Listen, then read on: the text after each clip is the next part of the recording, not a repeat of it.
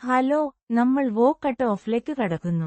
ഇന്നത്തെ വീഡിയോയിൽ നമ്മൾ വോ ആക്റ്റീവ് ലോൺ CLFO എൻട്രി ചെയ്യാൻ പോകുന്നു. പ്ലസ് ബട്ടണിൽ ക്ലിക്ക് ചെയ്യാം. ഇവിടെ ലോണിന്റെ ഉറവിടം CLFഉം ബാങ്ക് ഓപ്ഷനുമാണ്. നമ്മൾ CLF തിരഞ്ഞെടുക്കും. നമ്പർ 4 ആണ്, കാരണം നമ്പർ 3-ൽ നമ്മൾ അടച്ച വായ്പകളിൽ പ്രവേശിച്ചു. അതിനാൽ ഇവിടെ സജീവ വായ്പകളുടെ എണ്ണം 4 ആയിരിക്കും. ഫണ്ടിന്റെ ഉറവിടം.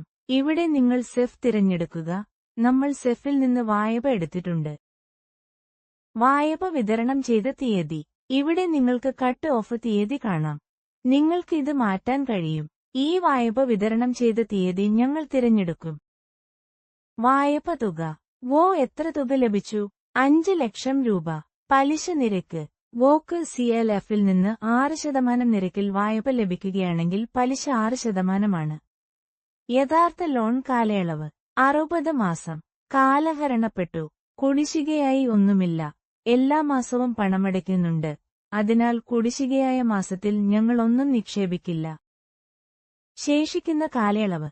ഈ ലോൺ തിരിച്ചടക്കാൻ ഇനിയും എത്ര മാസം ബാക്കിയുണ്ട്? 40 മാസം. പ്രിൻസിപ്പൽ. നന്നാക്കി. വോയിൽ നിന്ന് എത്ര പ്രിൻസിപ്പൽ മാർക്ക് നിങ്ങൾ CLF അടച്ചിട്ടുണ്ട്? നമുക്ക് രൂപ നൽകാമെന്ന് കരുതുക. 2 ലക്ഷം രൂപ സമാഹരിച്ചു. കുടിശ്ശികയുള്ള മുതലിന്റെ തുക സ്വയമേവ കണക്കാക്കപ്പെടും. എന്തെങ്കിലും തത്വം. കാലഹരണപ്പെട്ടാൽ നിങ്ങൾ അത് ഇവിടെ നൽകണം. പലിശ. കാലഹരണപ്പെട്ടാൽ നിങ്ങൾ അത് ഇവിടെ നൽകണം. ഇൻസ്റ്റാൾമെന്റ് തുക സ്വയമേവ കണക്കാക്കും. തിരിച്ചടവ് ആവൃത്തി പ്രതിമാസമായിരിക്കും. ഞങ്ങൾ വിശദാംശങ്ങൾ സംരക്ഷിക്കും. അതെ, ക്ലിക്ക് ചെയ്യുന്നതിലൂടെ നിങ്ങൾക്ക് ME കാണാനും അത് മാറ്റാനും കഴിയും. ME ഡൗൺലോഡ് ചെയ്യപ്പെടും.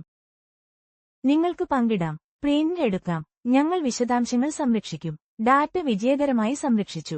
അതുപോലെ സജീവ വായ്പ എൻട്രി നടത്തും.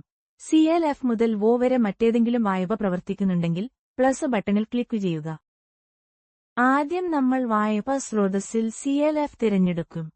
ഫണ്ട് സ്രോതസ്സിൽ CLFൽ നിന്ന് വോയിൽ പ്രവർത്തിക്കുന്ന മറ്റേതെങ്കിലും വായ്പ ഉണ്ടെങ്കിൽ നിങ്ങൾക്ക് അത് തിരഞ്ഞെടുക്കാം.